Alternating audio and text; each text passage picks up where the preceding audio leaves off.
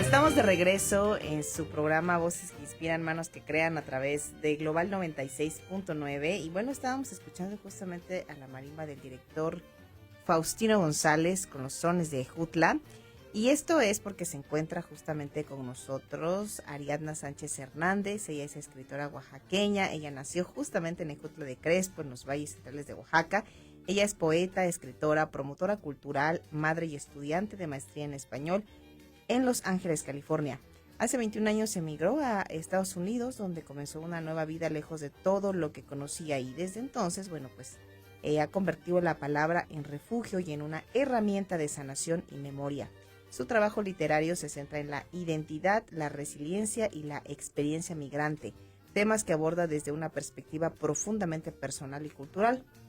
Su más reciente publicación, La Jugada del Día, es un cuento infantil inspirado en la vida de su padre, Juan Manuel Sánchez, un hombre apasionado por el béisbol, su familia y su comunidad. Pues Ariadna, bienvenida, muchas gracias por estar con nosotros. Sí, no, muchísimas gracias a ustedes por el espacio y por la oportunidad de exponer mi trabajo. Pues platícanos, compártenos, ¿cómo descubres el gusto por la escritura y por la poesía? ¿En qué momento te das cuenta que eso te empezó a gustar y que era lo tuyo? Sí, la escritura para mí en los últimos años se ha convertido en ese refugio, en una catarsis. Y el primer encuentro que yo tengo con la poesía, tal cual, es durante la pandemia. Debido al confinamiento y estando lejos de Oaxaca, de mi familia en Ejutla, sentí la necesidad de abrazarlos a la distancia. Y fue a través de un colectivo en Instagram, que es la casa editorial Alegría Publishing, que me brindó la oportunidad de encontrarme con la poesía. A través de ese colectivo hay compañeros de diversas partes de América Latina y primera, segunda generación de latinos viviendo en California, y Alegría Publishing, a través de esas reuniones semanales vía Zoom, porque pues estábamos en pandemia, me dio la oportunidad de descubrir ese potencial que yo tenía dormido en mí, y a través de esas reuniones semanales escribía yo mis piezas y las compartía con los compañeros. Ellos me daban retroalimentación, me decían quítale aquí, esta estanza no, ¿qué quieres decir con esto?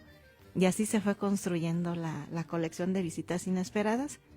Pero no fue que yo naciera un día con esta idea de que hoy quiero convertirme en escritora, en poeta o algo así, sino que las circunstancias de la vida me hicieron ver el potencial cultural, familiar, lingüístico, lo hermoso de la familia, de las raíces que yo tengo. Y eso me volcaron también, la ansiedad de que yo no sabía si iba yo a volver a ver a mi familia, a volverla a abrazar, a regresar a los brazos de mi padre, de mi madre, estrechar a mi hermana, a mi hermano. Entonces me volqué en la escritura como mecanismo para refugiarme de esa ansiedad producto de la pandemia.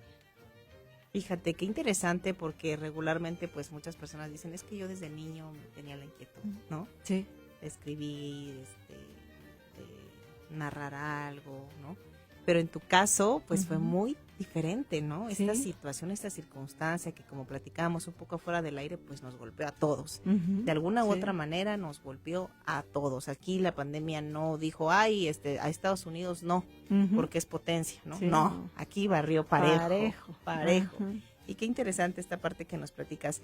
Ahora, ¿qué fue lo que te hizo elegir estudiar esta licenciatura en Lengua y Cultura Española y ahora pues la maestría en español? Platícanos un poco de cómo tomas esta decisión. Sí, fíjate, pues han sido 21 años que salí al otro lado, crucé la frontera, o como dijeran ahí los Tigres del Norte, o la frontera me cruzó a mí.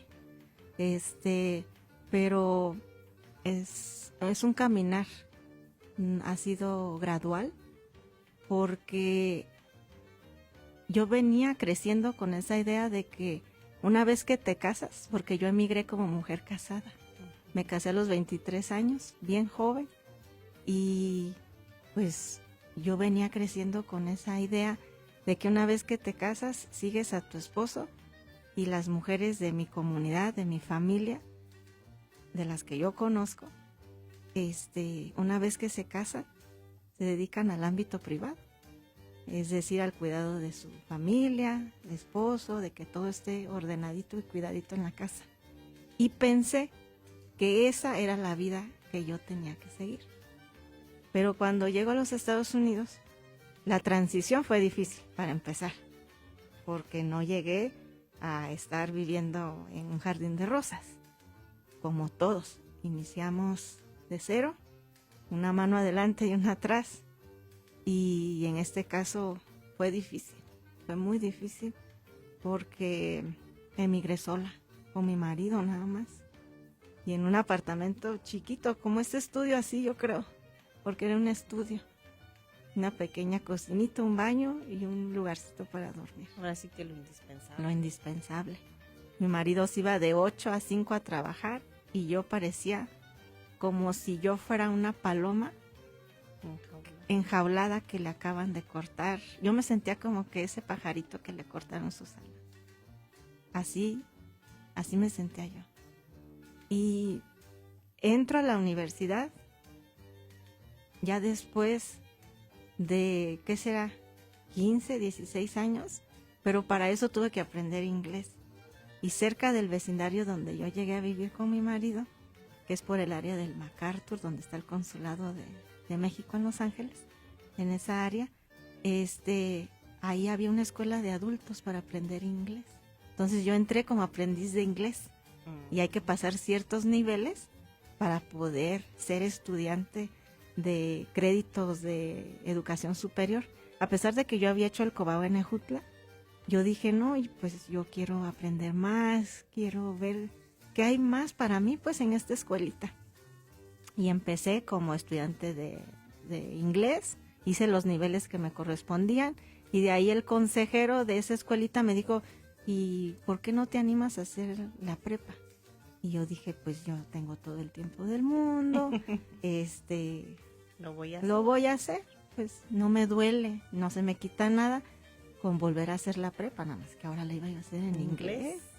Entonces para mí fue darme esa oportunidad a mí misma, de romper con esos tabús que yo venía arrastrando, de decir, híjole, entonces puedo combinar las dos, puedo ser mamá de casa y estudiante. Entonces decidí invertir en mí, y gracias al apoyo de mi esposo, cuando él llegaba de trabajar, para ese entonces ya empezaba yo los primeros meses de gestación, pero así con tamaña panza me iba yo a estudiar, porque dije, no, si no es ahorita, o sea, no va a venir el profesor y me va a venir a enseñar aquí a la casa. Entonces no, así lo empezamos a hacer.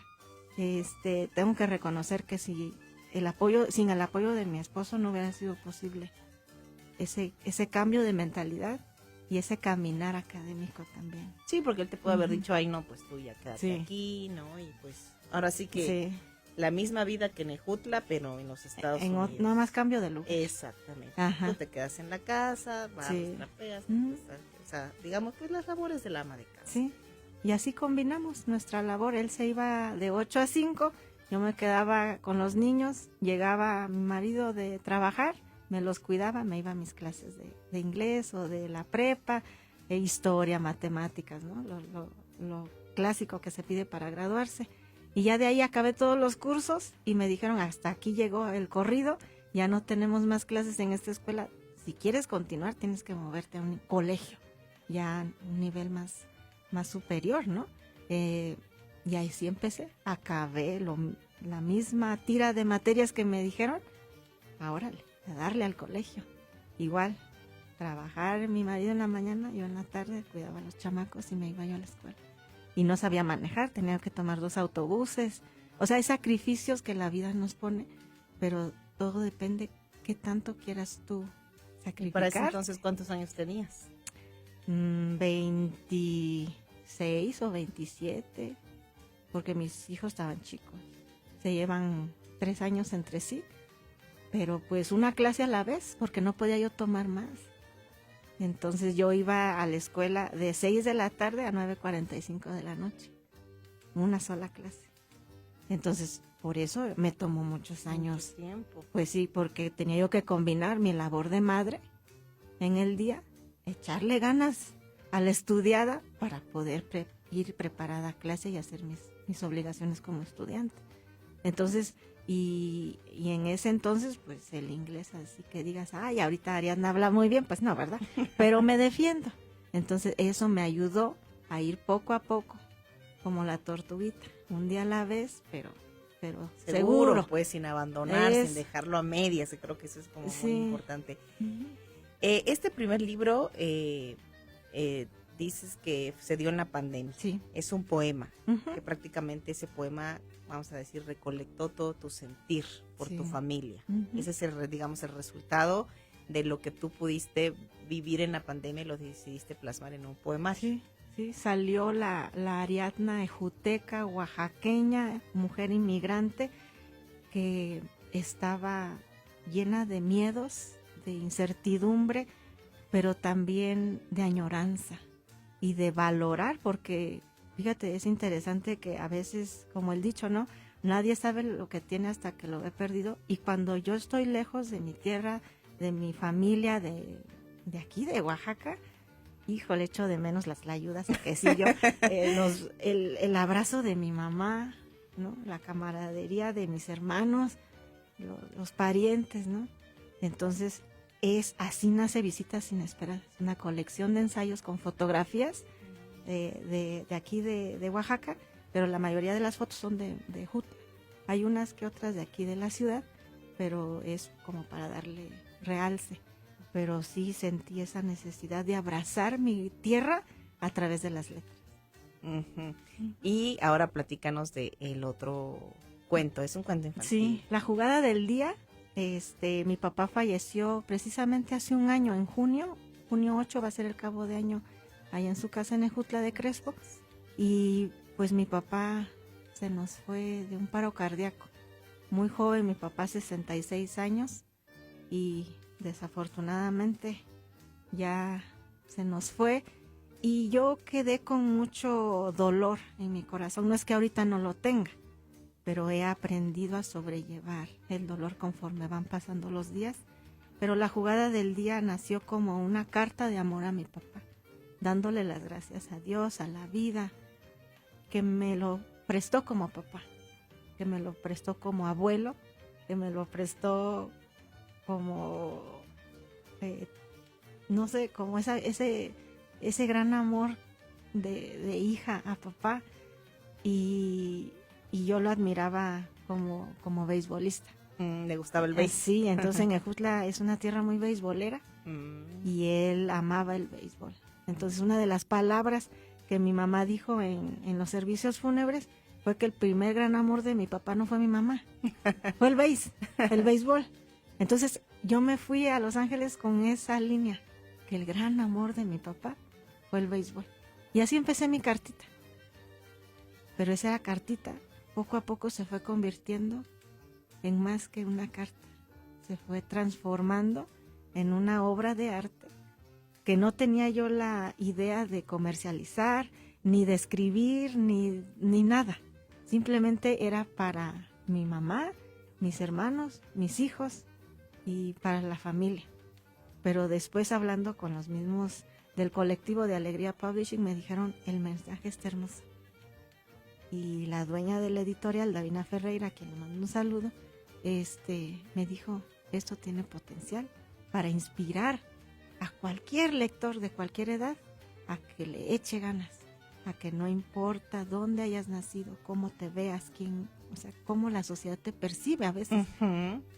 Tú, si realmente quieres luchar por ese sueño, eso sí, hay que trabajarle, porque nada viene gratis, pero sí es posible. Entonces, ese es el mensaje detrás de La Jugada del Día, una obra que sí se centra en la figura de mi papá como homenaje al amor por el béisbol, la comunidad de Ejutla de Crespo, pero también trae ese mensaje, que ese niño humilde de Ejutla de Crespo logró no solamente batear un jonrón, sino también a través de su historia quiero inspirar a otros a que le echen ganas y que sí se puede. Súper, pues yo creo que es muy, ¿cómo decirlo?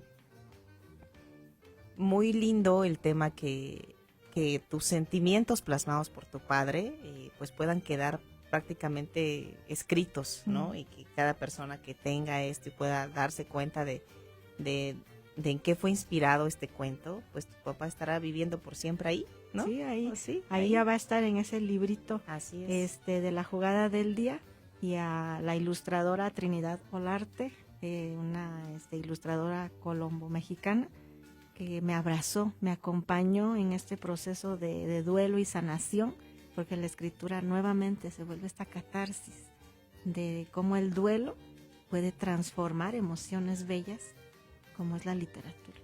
Entonces a Trinidad le agradezco que me haya acompañado y con su experiencia hayamos creado este librito juntas. Perfecto.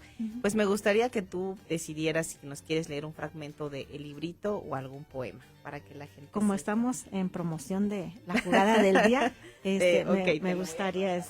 Puedas tú leer un poco este material y ya más adelante nos va a contar Ariadna en dónde está disponible para que ustedes lo puedan adquirir, lo puedan ojear, lo puedan ver. La cartita, la primera página del libro, empieza así empezó todo, así empezó mi cartita y así decidí que tenía que empezar el libro. Dice: un llanto intenso rompe el silencio en la ciudad de Jutla de Crespo, Oaxaca. Febrero recibe a Juan, el niño del barrio del Arroyo, que llegó al mundo con un destino: jugar béisbol. Y ahí está la ilustración. Esta es parte de la casa donde nació mi papá, que todavía está ahí en el barrio, que era la de mis abuelos. Mi papá, un niño ya hasta con bat y todo, ya había nacido. En su cuna. En su cuna, según. Y aquí mi abuelita toda así. En su camita. En su camita, recién dando a luz aquí a mi papá, que ya figuraba, ya pintaba como todo un beisbolero, pero me gusta la paleta de colores porque es muy a la oaxaqueña. Yo quería eso, claro. Yo quería eso. Sí, se ve muy oaxaqueño. Sí, y recalcar pues la diversidad tanto de género, porque nosotras como mujeres también somos buenas jugando softball, entonces yo quería también que hubiera representación. Sí, que nosotras también tenemos con qué batear. Claro. Eso, mero. Entonces quería yo todos esos elementos en este libro, y lo cual hicimos buena mancuerna, Trinillo, así es que... Y es que sí es un trabajo, ¿cómo te diré, Ariadna?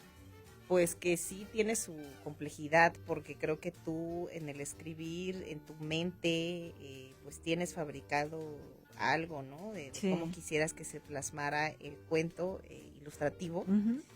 Y que la otra persona te agarre la onda. Sí, que se una a la aventura, porque Eso es una también. aventura. Sí, tanto hicimos 3 bocetos, como 4 portadas, ¿no? Que cámbiale aquí, ¿no? Que ponle allá, este color no va, no me gusta. Entonces sí, es mucha paciencia. Y yo le agradezco a Trinidad la paciencia. Perfecto, pues platícanos ahora ya para ir cerrando, ¿en dónde lo vas a presentar y dónde se puede adquirir?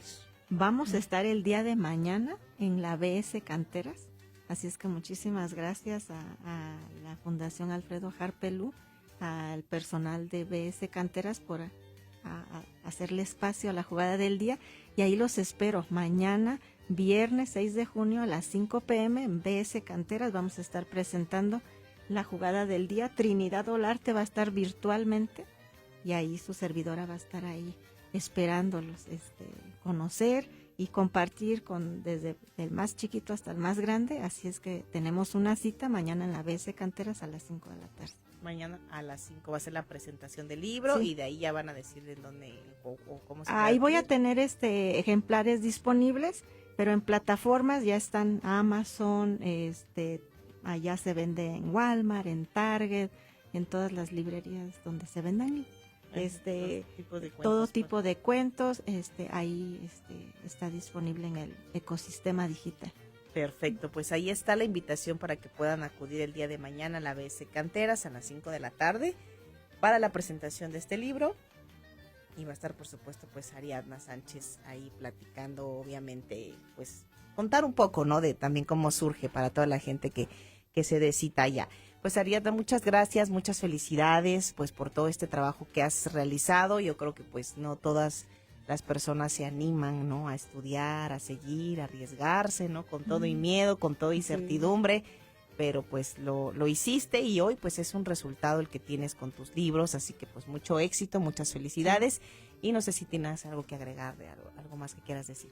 No, pues muchísimas gracias por el espacio y apoyar a Voces Emergentes como su servidora, y muchas gracias, encantada de estar aquí, de conocerte y poder llegar a tu amable auditorio. Muchas gracias. Gracias a ti, Ariadne, pues ya nos despedimos de esta emisión de Voces que Inspiran, Manos que Crean. Nos escuchamos el próximo martes. Yo soy Yetalesi Díaz. Continúen en frecuencia de Global 96.9.